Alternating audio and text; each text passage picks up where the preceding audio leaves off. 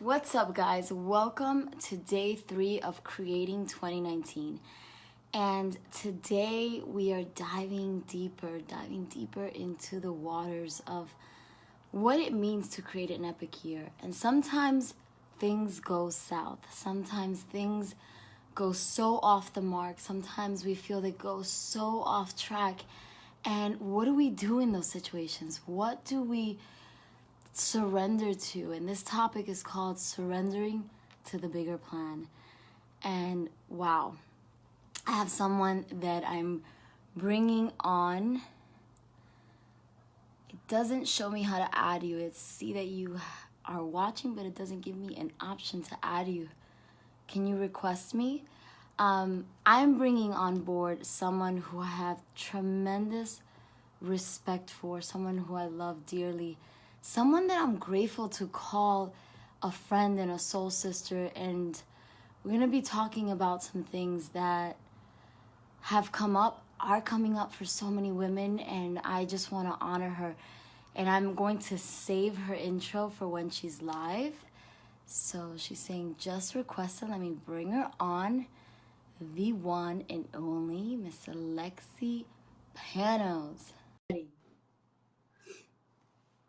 I'm so excited to jam with this woman because she's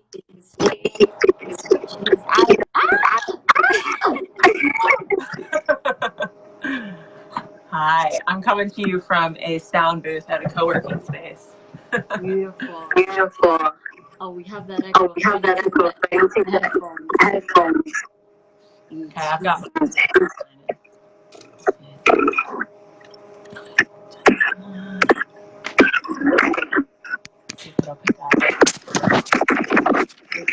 technology. Hello, everyone joining us. Please hold while we get situated. Well, I was just raving about you, right? Okay. I didn't even go like full blown because I wanted you present. But this lady is someone that has impacted my life on so many levels, and she has done it for so many people. You truly are a gift to this world, and you are changing the game. You're changing the world. You're changing this industry. And I'm like, yes, finally. Fuck, someone is doing it. Shake it up, girl. Keep shaking. Come on now. But I want to honor you because you, and it's not just you, the coach, you, the trainer. I observe people on who they be when the spotlight is gone, because that's when I feel the true, authentic self shines, and there's no distinction. You are who you are when no one's watching, and you are who you are when the spotlight is on. And I have tremendous respect for that. And then on top of that, she has given me the biggest blessing, guys, because I thought as a trainer and as a coach, I couldn't have it all. It was like, you're going to be a beast of a coach and you're going to change the world, but you can't be a mom and get married. Yeah. It just doesn't go together. And I never saw trainers be married, right? Like all these trainers, single as fuck. I'm like, what the fuck? What's this? Am I missing something here? And then I saw you do it. And I met your baby who I fell in love with. And the dynamic with you and Preston. And you are an epic wife, an epic mom, an epic leader, and you have it all. So I thank you for, again, and I've said this to you other times, but I thank you for giving me that evidence. So I want to hear from you, who you are, share with our peoples who you are, what you do, what you're about. Yeah, I always find this question so interesting because it's like, how do you encapsulate who you be in a sentence or a paragraph? I'm like, rah! Panic. I don't know. I'm always evolving, constantly shifting. I'm constantly finding my edge, and I feel like that's who I be, and that's where I'm always at, and kind of have always been in that game. Since I was little, I love that game. I love really like leaning into the edge and the possibility of my own human potential. How that manifests for people to understand what I do is conscious videos, conscious content, live trainings where we do fully immersive work, an online membership program called Soul School where we stay in the game and in the soul gym and spiritual gym together on a monthly basis. Books, a couple books under my name, podcasts, all the things, art. Like there's just so many things, philanthropic things that I do overseas. And there's so many new things coming too that it's like just adding to the plate. But truthfully, it's one of those things where I find myself insatiable with life. And I know you can relate, girl. Like that's why we get along so well. There's just so much that we can do as human beings. And I think there's so many parameters that are put around what one human being can do in a lifetime and what one human being can do for work and as a mom and as a whatever, right? Whatever box we're putting ourselves in. And I want to just say, like, fuck the box, fuck the parameters, fuck the story, fuck all that shit. Like, fuck all that shit. Let's just see, like, why not? Let's see, you know? And I've pushed my edge and found out that, like, that parameter is bullshit. I bumped up against parameters that I'm like, okay, I get why this one's in place right now. And it's like always just leaning in and listening and applying, right? Because that's how we embody the work, is through application. Yeah. And you were one of the first coaches that, so I don't know if you remember when we did Creating 2018 together. So my sister, Madeline, I'm talking about you. She said she's always been anti-coaching, anti-everything that I've been doing for the past 10 years. And she saw our live together. She said, oh, I would hire her as a coach. And I was like, wow. Oh, shit. What? Like we're making headway. Yeah. I thought you'd find this comment funny from Eileen. What's up, babe? She said, I just jumped into the shower and saw the message that you guys are on live and immediately jumped out. Yes. I love you, Eileen. You're amazing.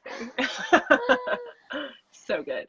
So where do we start? Because I want us to start with the title. Like, there are times when things go wrong. There are times when you start the year with big things that are not exciting or sexy, that are completely off the mark, and you're like, what the fuck, right? So let's start there. Like, what would you, let's just free flow. Where do we want to go with this?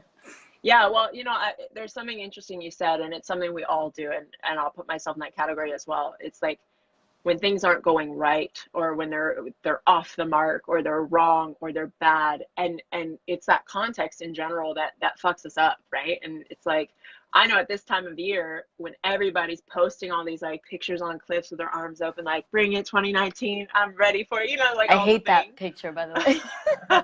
I probably posted that 1,000 times. It's probably my picture. It's like, oh, what's up? Talking about myself always. It's legit, like, again, it's a social comparison of, we're constantly seeing these messages that our life is supposed to look a certain way, especially in January, especially when everyone's motivated, especially when, you know, everyone's getting their life together and like all the feels and living their best life and all those things. And what happens when your life isn't measuring up to this idea, right? Like what happens when it's not congruent with how we think it should be? And that was a very real conversation for me this New Year's, where normally I start my New Year's off like with a fucking bang, like boom, hit the ground running, let's go. Like I've got my whole year kind of scoped out. And this year I was in Jamaica with a group of friends and having an amazing time and thinking I was 9 weeks pregnant, which I was at the time. And towards the end of our trip, literally on the last day, I miscarried. And it was January 3rd, you know, like, Happy New Year. And here I am, like, with all these New Year plans, literally planning my life around this second child. And everything is kind of wrapped up in the expectation of baby number 2 coming around July, August. And then me having to quite literally face off with the emotional and physical surrender and release of a miscarriage. And it's just an interesting process to be in, number one, as a person when things aren't going your way, but especially as a woman and as a family. I'll put Preston in there too, because there's so many expectations that come around childbirth and come around like getting pregnant. And there's shame. There's so much shame in it that people don't talk about miscarriage. like at all. And even in sharing with the people that knew that we were pregnant, that we had lost the baby, so many people that I didn't even know miscarried were like, oh, I went through one a few months ago, or I went through one last year. And it was like, whoa, how come we're not talking about this? So it's just interesting because what is right, what is wrong, what is good, what is bad. I think when we're in the comparison of what our life should be and the expectation of our wants and desires and intentions that we set for ourselves from the best place, life doesn't always give a fuck about our intentions. You know, like the universe doesn't give a shit that you've made a whole plan and scheduled out the next, 4 quarters of your year, and you've got this business and that thing and the weight loss. Life goes, okay, I'm going to give you this, and this is actually what you need to focus on right now. And it's that radical trust for me that supported the grieving process, where I gave myself time to be in the space of like being really sad and being really frustrated and like being in all the questions. Could I have done something differently? All the things. But then actually recognizing like, this is the gift. This is a birthing process. Like I am birthing something different, not what I expected, but I'm birthing something different. I'm birthing a new space for the next few months. And what that looks like, it's still unfolding and I'm still figuring out. But the surrender and unattachment is the really important thing that a lot of people, including myself, forget about sometimes, because we want to hold on and we want it to be how we want it to be, whether it's the relationship or our business or the baby or whatever it is. And we latch on to this idea, and it's the latching on of the idea that creates the suffering. And if we just surrender to what's here and not call it good or bad, not call it, oh, my year is off to a bad start, but interesting, why is this showing up for me? Like, what's here for me to take from this? What is this birthing right now that I need to take a look at and take on and listen to and sit in and then apply? And what came up for you in that process, if you don't mind me asking? Yeah, so much.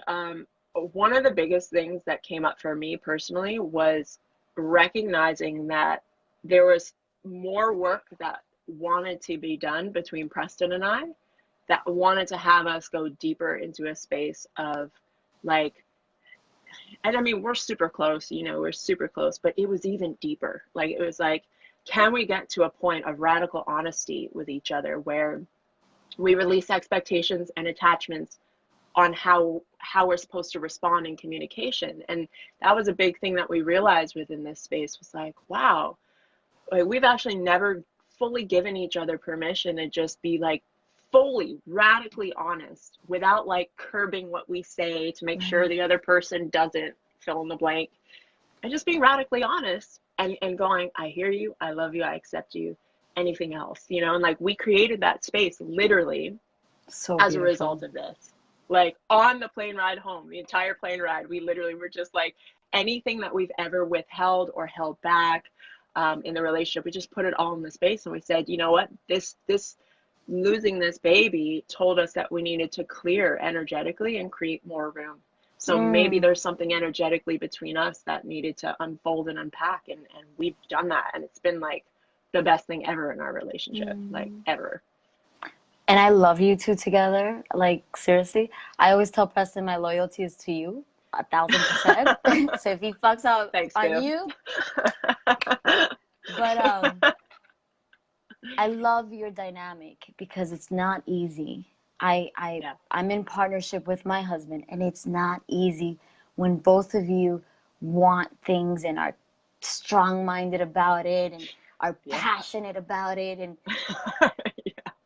it's not easy because you have so many multiple levels of relationship and relating to each other, and things come up. So many things came up for me with my husband. I was just like, ah! But hold on. But I love and honor your dynamic, and I bless it with so much success. I was gonna say this to you at the bridge. I'm gonna say it to you now in public, that you guys are fucked because like you guys get to make it work. Like you get to make it work, right? And for sure. I love that you guys are so committed to that. And I want to touch on something that's like really for the women that are going through this, because You've done so many trainings, so to hear you deal with it in this graceful, honoring the grieving process, honoring all of it, like you have the skills, the tools, the mindset to hold this and to move through Yeah. this. But not Yeah. everyone does. And a lot of women make themselves wrong, especially when they go years miscarriaging in Yeah. Yeah. Yeah. silence. Yeah. So, what would you say to these women that are holding it in silence and are making themselves, their body, who they are, completely wrong or broken? Yeah. I would say, first of all, like, I get it. Like, it's such a natural thing. It came up for me, like, even somebody with all the tools and all the things, like, that shame came up for me. Like, oh, I'm broken as a woman. Like, did something with my birth with Kingston, like, fuck something up? Like, was it that argument P and I got in and the baby was like, fuck this, I'm out? Like, was it the food I was eating because I was eating like more junk food in Jamaica? Like, all the things, right? It comes Right, up. And I right, think if you care about anything, you're going to personalize it in a way, because especially if you want to be a good mom, and which I think most of us do, right? So you're going to personalize it. So that's normal and natural. But it makes it worse when you don't share what's going on with other people, because just the act of not sharing, just the act of silencing yourself, is you affirming to yourself that there's something wrong with you. It's you affirming to yourself that you should be ashamed. It's you affirming to yourself that nobody wants to hear this, or whatever the story is that you're telling. The less you talk about it, and it doesn't mean you have to shout it from the rooftops, but find a group that you feel really safe in. Find a person, even outside of the relationship dynamic, where you can just talk and be held and cry and scream and laugh. And like, laughter has been really healing for me after I've been laughing with a lot of my friends and just like really getting into playfulness. But you need a space to do that. And a lot of us, when we keep it quiet and we hold it in, we're literally affirming to ourselves, like, don't say anything because they'll judge you, or they'll say this, or they'll think that. So we're affirming that we're wrong. So it's really important, I think, for women in general. And we see this happening in the cultural ethos. There's this huge movement of women going, hold on. Like, it's time to use our voices. It's time to speak up. It's time to stop shaming ourselves and hiding these things that are actually really important to talk about. They're actually really important to voice to the world, so we can change a cultural narrative that's been in place for far too long, in my opinion. And I think the narrative around child rearing and getting pregnant and fertility and hormones and menstrual cycles and all the things with that particular domain of womanhood, which, by the way, we're all a product of, right? Which is like the most natural thing on the planet, but yet it's so shamed. There's so much shame around it. And I feel like it's our responsibility as women to break the silence for ourselves. And again, it doesn't have to be on a rooftop, but at least with one person outside of the relationship dynamic, so you have the space to fall apart if you need to, or laugh and not feel guilty about feeling maybe free if you need to. Like, whatever you're feeling, honor that, and have support. Like, that is the biggest thing. Have support. People need people. We are tribal beings. Like, from an anthropological standpoint, that is how we have survived and gotten to this point, is being a yes. part of the village and the tribe. And we're so far from village living. We have contained ourselves in these little boxes as far away from everybody else as we possibly can. And now we've separated ourselves more through text messaging and digital socializing, that we actually feel more lonely and alone than we've ever felt in our lives. And having that village and having that tribe is legit, like, the answer to like 99% of all of our complaints in life, is having people to lean on, having relationships to go to and go, like, hey, I need something for a moment, whether it's childcare or a shoulder to cry on, or a good laugh, or fucking boozy Tuesday brunch, whatever, like, whatever it is. It's like, we need people, and we forgot somewhere along the line that we need people. Yeah, I hear you. I remember I send out these monthly newsletters, and I had a friend reach out and said, "Can I call you?" And we got on the phone, and she was just sharing years of her battling this in silence. Wow. And it broke my heart. I'm like, girl, what are you doing holding all of Yeah. this? And I think it's so powerful what you're saying, that we're tribal beings, that we are meant to coexist, and that we need each other, to grow, to thrive. And you're absolutely right, and I'm guilty of it too, because I'll be hiding under this laptop, be like, "Oh no, Yeah. I don't want to go out there." Totally. It's scary out there. For sure. Like I'm so guilty of it as well, right? It's like I think to some extent we have this story, especially if you're an entrepreneur, of like, is there time? Like who has time for connection, like real connection? And we're not saying it that way, because I think if we said it that way, it would sound ridiculous. But we're kind of saying that, you know, it's like, oh, I'm busy. Once I get past this, then I'll. But at the end of the day, like on my deathbed, am I going to be like, you were really great at checking off your to-do list and getting your email inbox to zero? No, I'm not going to give a fuck. I'm going to care about the relationships I've built. I'm going to care about the conversations I've had, the trips I've taken, the experiences where my heart opened up, or where my soul was able to fully express, and where I laughed my face off or cried my face off. Like those are the moments where we're alive. And I think so many of Yes. us miss the aliveness, especially in the moments that are bad. Like circling back to the title, we forget that that's a part of life too, just as much as like all the good stuff and all the celebratory things. It's like, Yes. that's a gift too. And it's what makes us feel alive. It's what brings a sense of urgency and priority to our lives about what's important. And we see it like natural disasters happen, or you know, horrible things happen in the world, and then we come together as this like community for a little bit, and we sink into our values, and we spend more time with family, and we're more present with people, and then we get back to life and we forget, you know. And it's like, let's not wait for a tragedy to strike in order for us to become present to what actually matters. Can we live our lives from a space of what matters? And I think this is like, I'm really glad you're doing this at this time of year, because at this time of year, a lot of people are asking for more of the things that are external, which is fine. Like, yes, absolutely. We get to enjoy all of that as well, whether it's weight loss or more money or more success, whatever the relationship. And like, what actually matters, right? Like, what lights your soul up? Because if Yes. you weren't here next week, would you be mad that you didn't get to experience a particular thing in your life because you were too busy? Like, God, let's not lose the life that we have, the breath that we have, the beat in our heart that we have to busyness. Like, what a waste.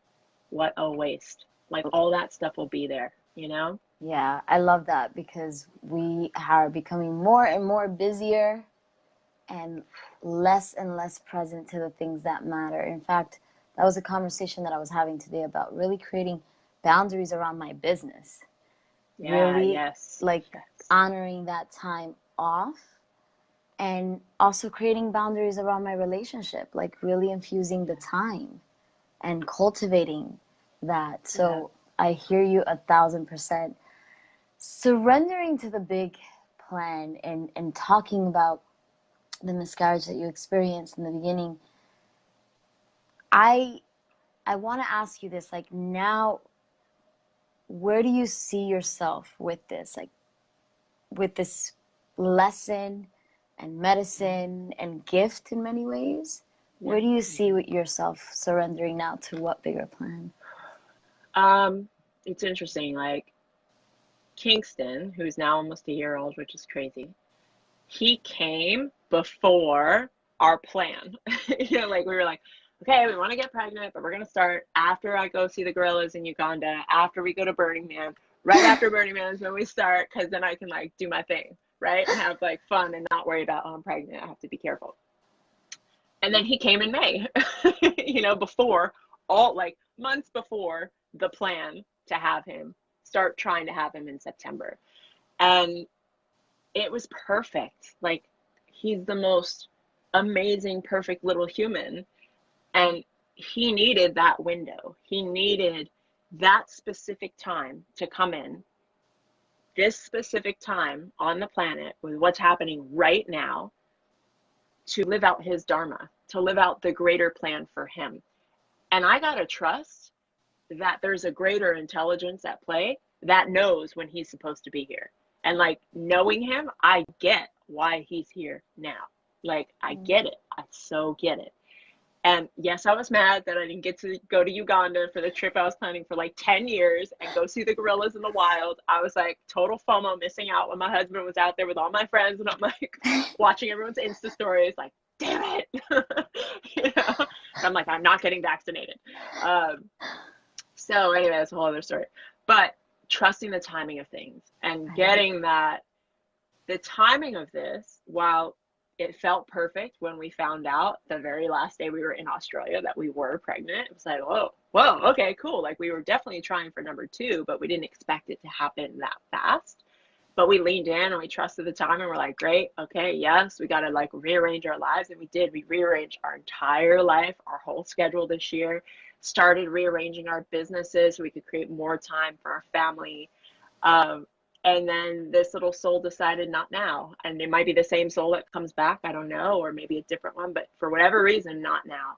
And it's so interesting, right? Because what happened as a result of getting pregnant and having that be the conversation up until last week was the rearranging and reprioritizing of things to set up our lives for more of what matters to us.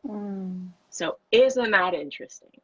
That the baby came as a precipice to go, okay, great, you made room for Kingston, but now I'm going to need more room for number 2. Like number 2 is going to require even more space, even more presence, even more time. Yeah. Right? And so we started doing it, and we're still in the process of that. Like the plan was to have it all kind of reorganized by August. And now it's like, great, we get to be in the process and be even closer to more spaciousness and more presence for what actually matters whenever that child is meant to come through, if it's meant to come through at all, right? But again, that was the impetus, that was the spark to go, hey, hold on, you two, I get it, you're really busy, there's a lot of momentum right now in your lives and in your business, and let's check in.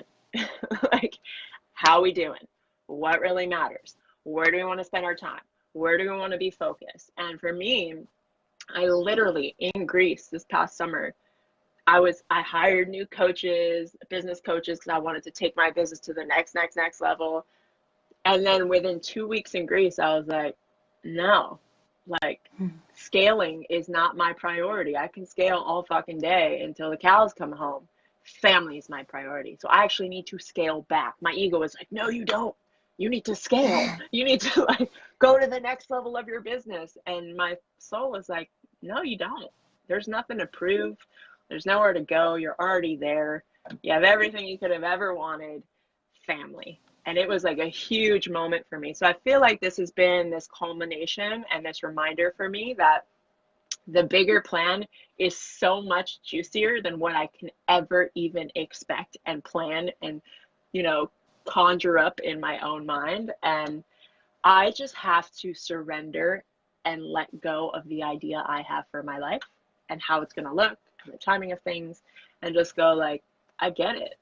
Keep prioritizing, keep coming into a deeper alignment with my soul and what matters most. Keep being present with a life I already have without wishing my life looked different or there was another person, little human in my life. Like, be present with what you already have. Be present with what's here. Make more space and more time for what matters most. And then more will come. Inevitably it does, right? And that's the law of attraction and abundance, is like when we're living from a space of abundance, more abundance shows up. So Yes. I think it's been like the unfolding of that for me. That's so powerful. You said so many things that I want to the one that really stood out for me was like, we're always chasing what's next, but we have everything we want. We have everything we need. Let's just leave it at that. We have everything we need, and we're always chasing what's next. And there's no space to really settle in and appreciate what you have. And I remember a question that you asked in Soul School, and we're going to talk about Soul School at the end. You said, if today was your last day, what would you do? And it's a question that we use to really get present to that urgency of life.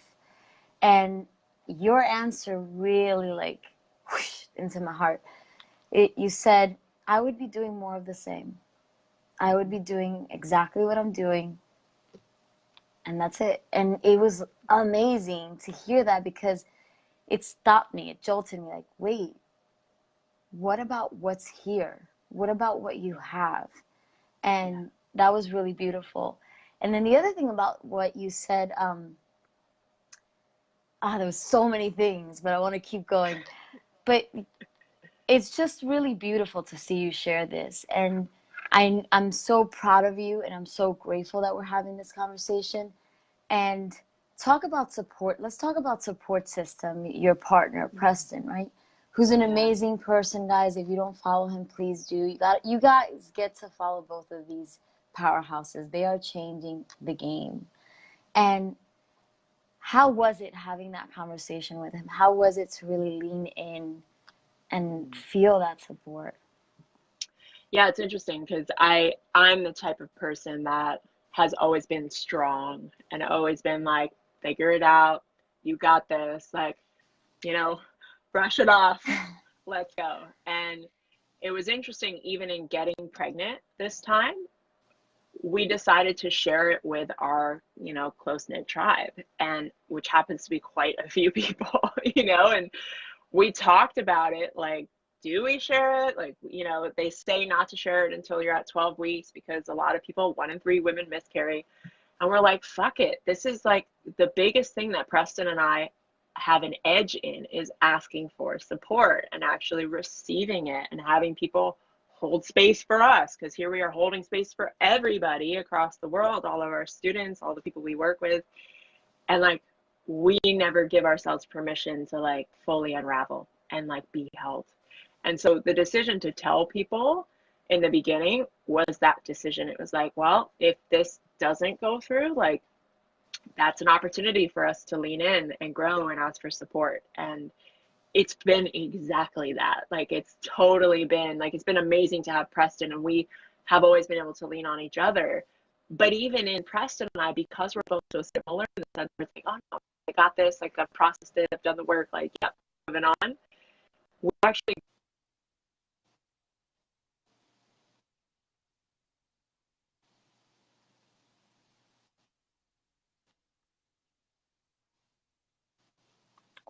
Wait, we're breaking up, Alexi.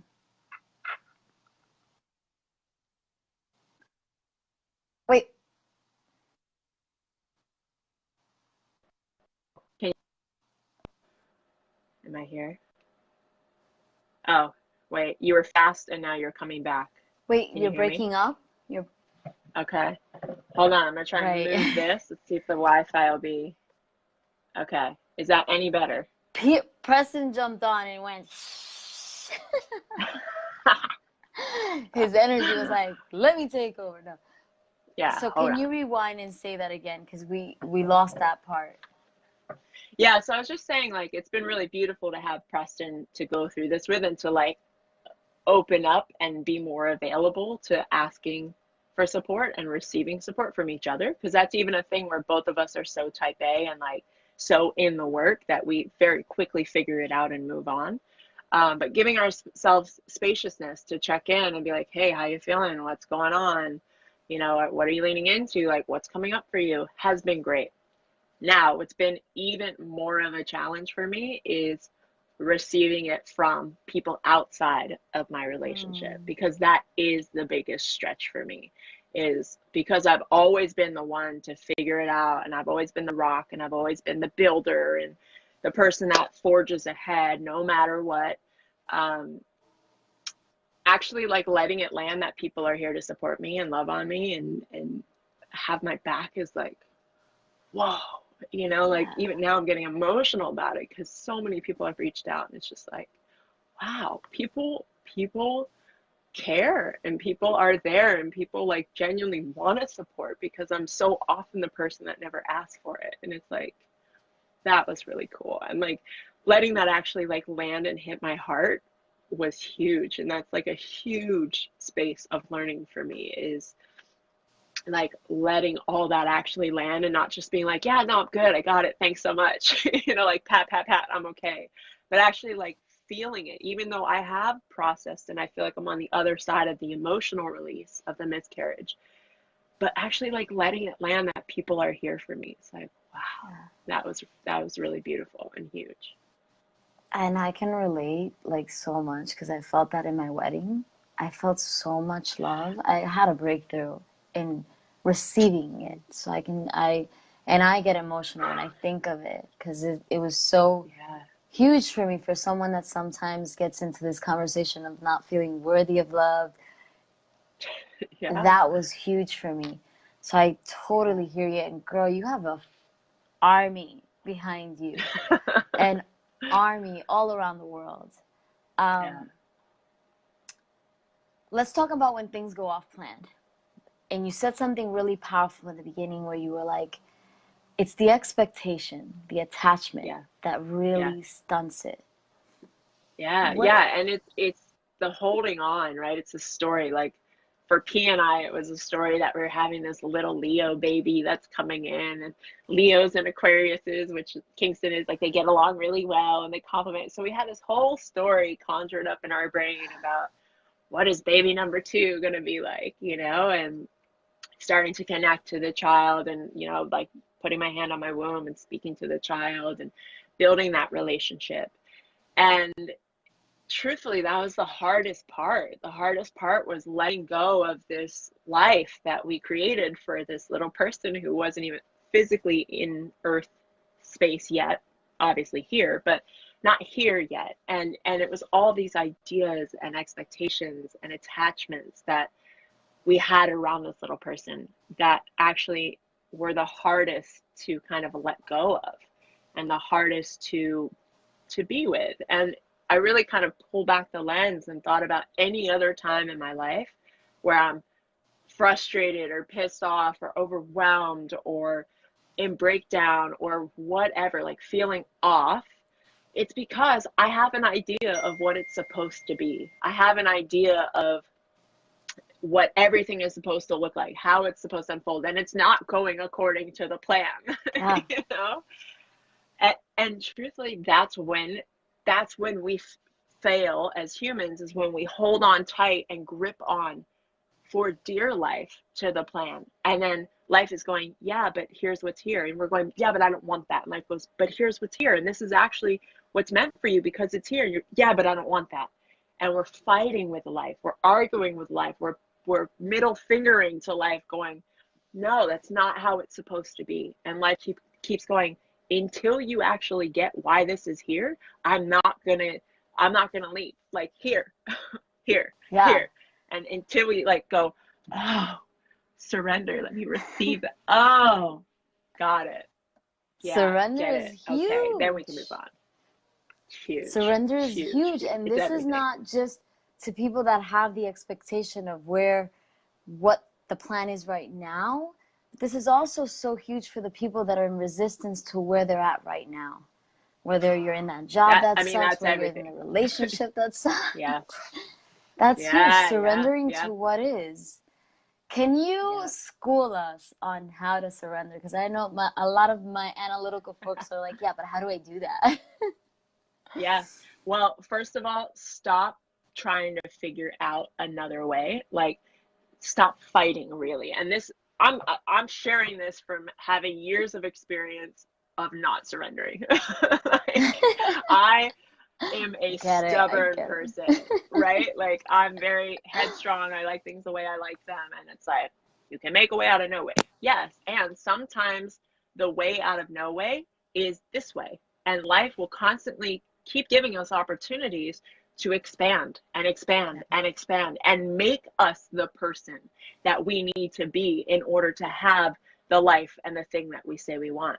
Because that's the thing, is most people don't get that what's here right in front of you is the opportunity that you actually need. It's that test in life for you to actually lean in, uncover, unpack, release, express whatever it is that you need to do or be in order to actually hold that thing that you say you want, in order to actually be able to welcome that thing, that life that you say you want. So how to do it, it's literally like this. Okay, what's showing up for me right now? What's here? Well, this is here, this is here, this is here. Okay, what was my expectation? da, da, da, da, da. You might have a long list of what the expectation or should might be. Okay, what can I do with what's here right now that would make me a more expanded human to be able to get closer to the expectation? Because that's the gift, that's the lesson. If you can unpack it and go, okay, why is this here? What is this trying to teach me? How is this trying to evolve me? How is this trying to expand me or tap on the wall around my heart so it cracks just a little bit more? How is this thing? And honestly, like the miscarriage for me was that. Like it was literally like the crack, crack, crack of my heart to actually feel and receive all the love in my life. Like, whoa, whoa, huge. And now I feel like my heart is expanded just a little bit more, which will probably be really awesome for my family. You know, like it's probably a good outcome that I have that experience. So it's what's here, what's my expectation, what's here trying to get me to look at, what's the lesson here, how's this trying to expand me, how can I take that on, what do I need to apply, what do I need to let go of, what do I need to see, there's something here that I couldn't even see. And then how will that bring me closer to the person I say I want to be or the life that I say that I want? Beautiful. Do you see how she did that? Steps. Someone said, let me see if I can go back. Ingrid said the surrender checklist. Adam was like, school us. I love it. I'm like recognizing these names. I love all you people. I can't see the comments, but I know there's some epic humans on here that amazing human beings. So many human beings. Okay, so now let's fine tune into you've surrendered, you're doing it, you're really extracting the lessons, you're surrendering to what is now. And yet you still have the goal, right? You're still planning to have baby number 2, and she is definitely coming, or he is definitely coming, because that's another expectation, right? In our language. Yeah. I really want the baby girl for her, but I'm attached. For sure. Yeah. But here you are in this position to, from this open heart, dream again. And what I get is that when these things happen, there's a deeper appreciation for when it does arrive into our life. You're going to love this little being for teaching you so many lessons. Yeah. Wow. So beginning of the new year, and we have so many plans, and it's so important to have them, to dream bigger. And then at the same time, it's so important to, like you said, just really surrender and be in the moment, be what's there for you. What would you say to people that are dealing with situations that they can't change? Because you're going through something, you went through a miscarriage, you can't change that, right? You can't go back and not go on the plane or not eat the junk food, which I'm glad you did, right? Because we don't get to operate from fear. That's not how you want to channel a baby anyway. Yeah, totally. But what would you say to people that are dealing with like the cancer, the things that are like not going to go away? Yeah, or may potentially not. Right, yes. The other thing we get to look at again is like how society is holding certain things like that. You know, like I've never had cancer, and I can't imagine what that experience would be like, or any disease that would be considered life-threatening or life-altering in that way. However, again, it's like if we look at it with this philosophy, and I look to nature for all of my philosophies because we're nature, and nature's constantly just like providing us with examples of how life is lived, right? Yes. And the flower comes in with a plan. The flower genetically in its DNA goes, my plan is to grow towards the sun. Yes. The highest I can, the biggest expression of my colors, of my scent, of the welcoming of life that will come to me and spread more life around the world. That's genetically encoded in the seed of a flower, right? Which is genetically encoded in all of us. The plan is to grow to our highest, fullest expression. Now, that flower cannot plan seasons. That flower cannot change the rainfall that's 10 days straight, the snowstorm that comes. It can't influence that, right? And just like we can't influence all the things, all the weather that comes our way.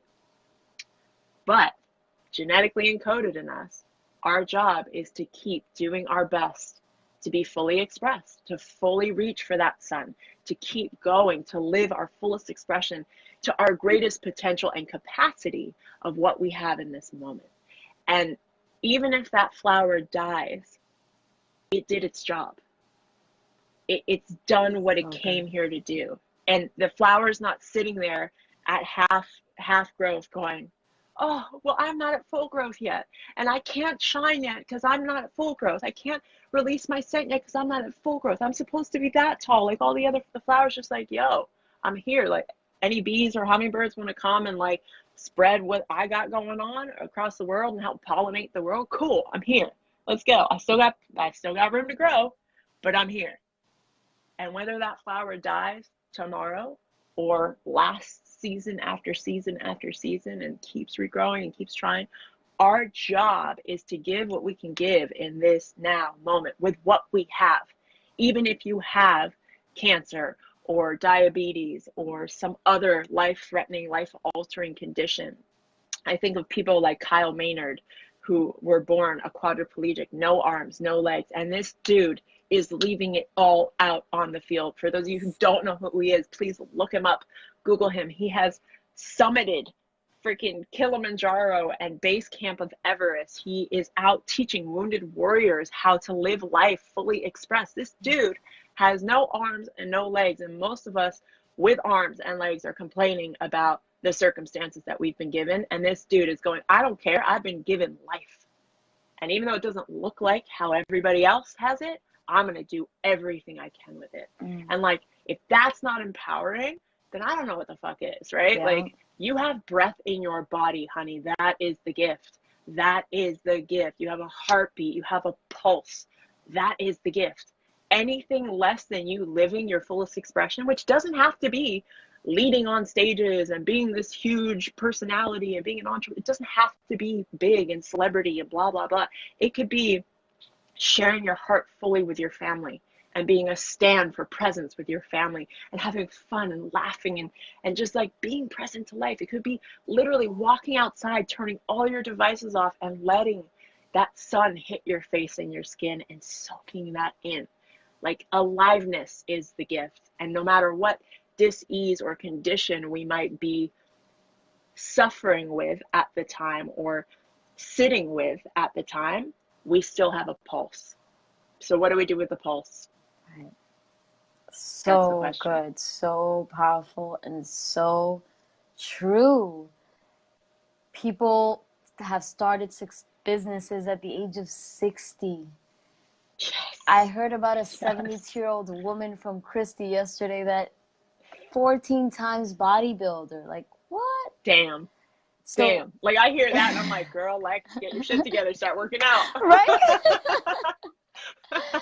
So it is about turning the lemons into lemonade. It is about understanding that if you still have breath in you, then you have something to give. And it doesn't matter about what you know. It doesn't matter about how valuable you think it may be. You have a breath, you have a gift. Yeah, so beautiful. Do you guys see why I love her so much? I love you too, girl. So it's just like reciprocated right back to all that goodness over there. I want to just really touch on one more thing before we move on to my question that I ask all the speakers. And that is,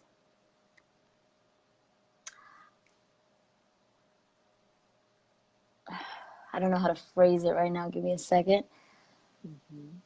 What, after we surrender to the big picture and after we really lean on our faith, because I feel that these situations make our faith stronger if we choose to believe in that, right? So after we surrender,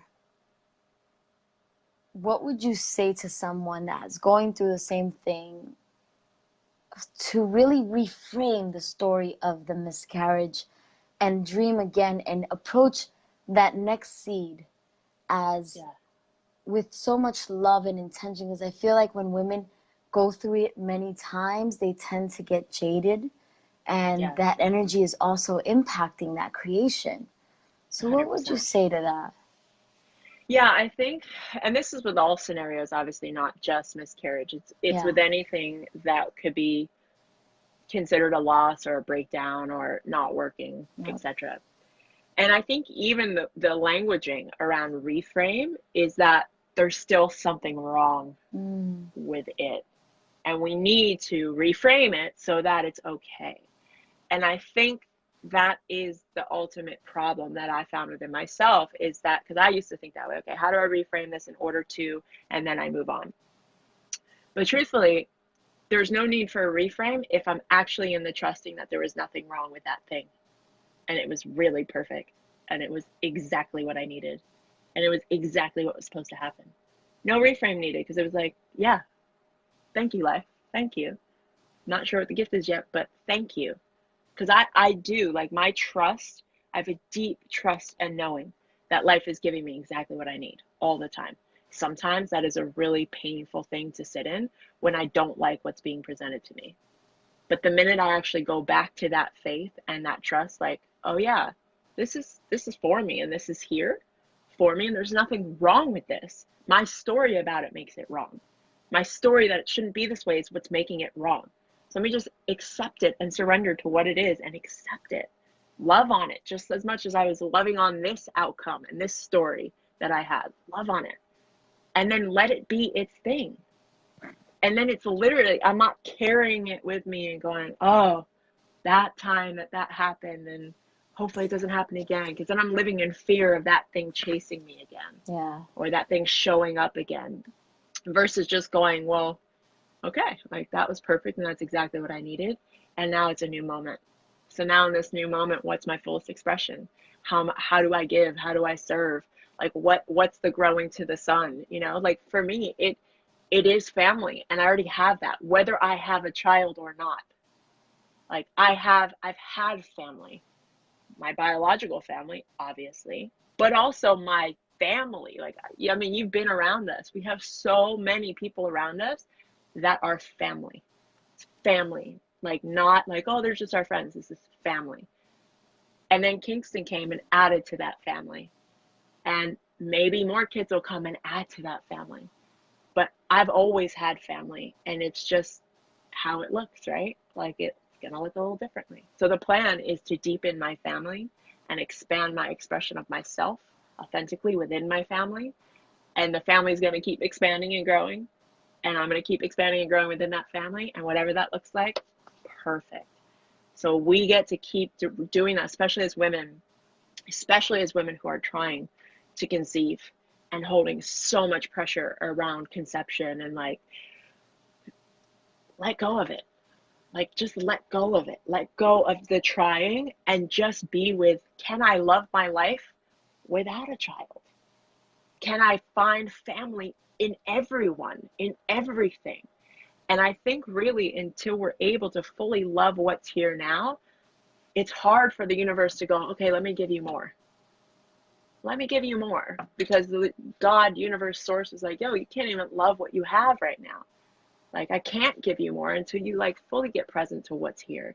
And that is the thing. So my job now is to just keep going back to life and keep loving the life I already have, and not expecting or feeling empty or feeling like something's missing, you know? Love it. And when that feeling comes up of that emptiness and that void, honor it and Yeah. move. Move. Yeah. Yep. Yep. Honor it and then check in again. Like, oh, I'm not surrendering because I'm holding on, right? Like, allow yourself to grieve and be in it and be human and be in the wounded ego that wants all the things. And yes, give yourself time and then say, all right, and it's here. Cool. Beautiful, beautiful. We can talk for hours, We can. and We've done we've it. gotten to our time, but I just again want to honor you for your courage and for your grace and your generosity in sharing this conversation that is not the norm. It's not comfortable for many women. Let's talk about the goodies. Let's Yes. talk about Soul School. Okay, let's Yeah, start with yeah. that one. So Okay. Alexi has created Soul School. Now, can you say why you created it? And I love your story about this. Yeah, I created Soul School because I found myself very much in a silo of being alone and reading all the books and doing all the research and going to all the seminars and doing all the stuff. Um, Loving personal development, loving psychology, loving philosophy, loving all these things so much, but recognizing that I didn't feel like I had a community to really share it with and to be held accountable in it, right? Because it's one thing for me to know a lot, but it's another thing for me to actually live it and have people hold me to that standard of who I say I am. And Yes. um, as you know, Michelle, I nerd out on everything and like She totally does. like I take crazy notes and I color coordinate and like all the things. And even books that I read, I literally have files of like all my notes and my highlights from books. And I realized like, why am I not sharing this with people? Like I get that this is cool for me, but like why not share this? I was getting so many people as my brand was growing that were asking me like what books should I read and what courses should I take? And I'm like, I have all this information. I just need to like open up the information chest and share it with everyone. And so I created Soul School to a make all this information that I've aggregated from so many different amazing sources available to as many people as possible. And I was recognizing that, you know, what my mission is to impact as many people as I can and share this work with as many people as I can. And I only have 24 hours in a day. And I have my coaching clients that, you know, cost a certain amount of money. And I have all these people who want access to this amazing information and mentorship, but don't have the money to pay for one-on-one coaching or for a deeper level experience with me, which is like, cool. Okay, so how can I support those people while leveraging my time, while sharing all this amazing information, while doing it in a community where we take action and hold each other accountable, and also like feel like we have a tribe and group of people around the world that speak our language? Because I don't know about anybody out there, but for so long I felt like I was a fucking weirdo, like that was into all this stuff, and people were like, "Can we talk about the Kardashians?" And I'm like, You're "No, too deep, can we man. not?" You're too deep. I can't You're do too deep. this. You're a little much. And I'm like, true, I am a little much, but there's other people that are too, right? Right.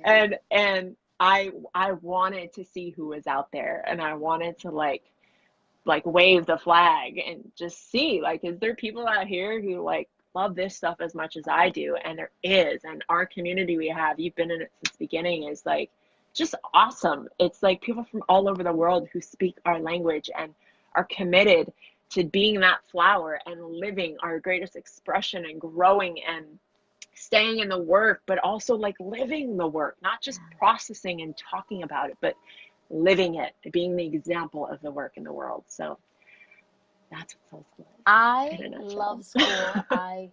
I am in Soul School, and I can vouch and attest to how much.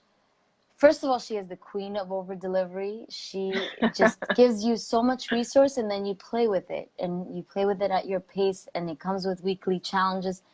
But what I love most, besides you, obviously, you know I love you, the community that you've attracted, the Yeah. community that you've created, and they're so supportive and they're so in tune, and we all do speak the same language, and I love that. It was the first time I decided to join something like that, and I felt like home, you know? Yeah. And I'm not Yeah. one to like I'm not an extrovert in sharing what's coming up, and like, but I am in my own time really taking it in. And I love the shares. Everybody's sharing, everybody's taking action, everybody's supporting each other. So what you've created is something really sacred and beautiful. And I heard you say once, it's the school I always wanted to go to. 100%. Girl, I've been like, since I was a kid, like, why do they not make a school with all the cool stuff that I want to learn? Totally. Beautiful. And just to let you guys know, Soul School is closed. But I asked Alexi to open it up to our people. So it will only be available to the people that have seen the video or have subscribed to the Creating Your 2019. I'm going to put the links in the comments and as well in the replay email so that you have it. And when is this expired so we can get people? Because I know you closed it already.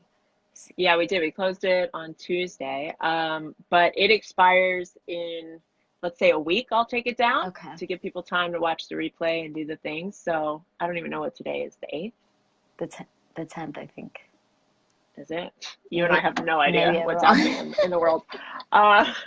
In a week from today, Right. so next Thursday. The other thing that I want to talk about is Bridge. Talk to us about this amazing. I've been talking everyone's ear off about it.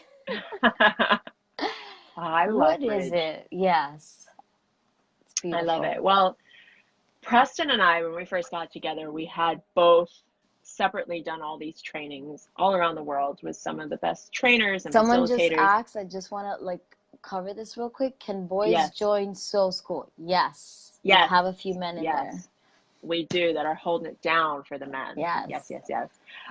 So P and I, when we got together, we recognized that we had this love for the work and this passion and almost insatiability to really understand the human and understand how we work and why we do certain things and why we act from our wounds and our egos and our traumas. And in coming together, we recognized that we had a lot of complementary skills that we had learned from separate trainings that we have done. And so we really sat down and we said, like, what would it look like if we changed the industry? Because a lot of the trainings that we took, even though we loved them and they completely shifted our lives, we didn't like certain components about them. We didn't like how rigid they were. We didn't like how serious they were. We didn't like how there was certain conversations that felt completely out of alignment with the work happening within the work. Yes. And so we said, well, Preach. Fuck it. We legit said, fuck it. Let's build our own. Let's do our own version of the work. Let's spice it up. Let's turn the fucking volume up. Let's do outrageous shit that makes people go, whoa, can we do that? And we go, yeah, we can. And it's literally blowing up the box around transformation and personal development and questioning it and going, why the fuck are we in this box in the first place? Humans are so much more than we've labeled them to be and told them they are, even in this most profound deep work that we've studied and we love and that have changed our lives. So we said, well, what would it look like to create a modality for the new human? Because everything that we are all studying, all of us, is primarily from work that was really generated and multiplied in the 60s, right? Obviously, the work in the 60s has been built off of timeless philosophies and psychology that's been around for ages. But truthfully, it's old work for an old human, and we have new humans dealing with new issues like cell phone and technology and we've got a new way to talk to people. And I think people are sick. I know I am sick and tired of this guru, I know more than you, I'm better than you, even though people aren't saying that. That's the illusory takeaway is this person knows something that I don't know. And our whole philosophy is we're all fucking human. We all know this shit. We come in encoded with it. And now we're just going to do the work to break down all the stuff that's not serving you anymore so you can be your most authentic self. So let's see what emerges in a container that's set up for your bullshit not to work. Legit, that's what Bridge is. We have set up a container where your bullshit won't work, and you will be facing off with how much bullshit is actually running your life and how much of the ego is in the conversation, and it will be shocking. And then at the end, especially if you do extreme, you're going to be like, oh, I see who I am. I get it. I personally think that every center owner from LifeSpring, from trainers, they get to do extreme. And I've been really after my colleagues. That I come from the LifeSpring background as a trainer, as a leadership coordinator, as an advanced course. And holy shit, so much stuff is out of alignment with the message. And it is not the work. It's the context that we're holding within it, right? Yeah. But it's so important because I became jaded after a while with this work. And I was also, before I met you, I was like, yo, but why do I have transformation and spirituality separate? Why do I have, like, feelings are made wrong? The way we feel is made wrong. The way we speak is made wrong. We have to dress a certain way. Even as trainers, we have to dress a certain way. We have to, and I was one of those trainers that was fucking rigid as fuck and like following the playbook as I was taught from these trainers that I call the dinosaurs, right? Because they were so fixed on the context, and context is not fixed. And I think it's always shifting, right? Always shifting, which they teach in the work. And like, again, the work is life-changing that we've all done, and we did need to spice it up a little bit. Because how can you have rules in humanity? How do you have rules in transformation if transformation is in and of itself possibility, and we're living in a regimented possibility? How does that even make sense? Doesn't even make sense. Exactly. So when I saw Bridge, and I was in Bridge, and I saw it, I was like, hold up. And you remember, I was like, wait a minute, there's certain things that are triggering me as a trainer here, but I saw the beauty unfold. You created a space for whatever arises, it's perfect. And it is all part of your unfolding, and we do not get to judge it. And I love that. I love that. And I loved, because I was with you in Soul School before I did the Bridge. So I always, I would tell my husband all the time, like,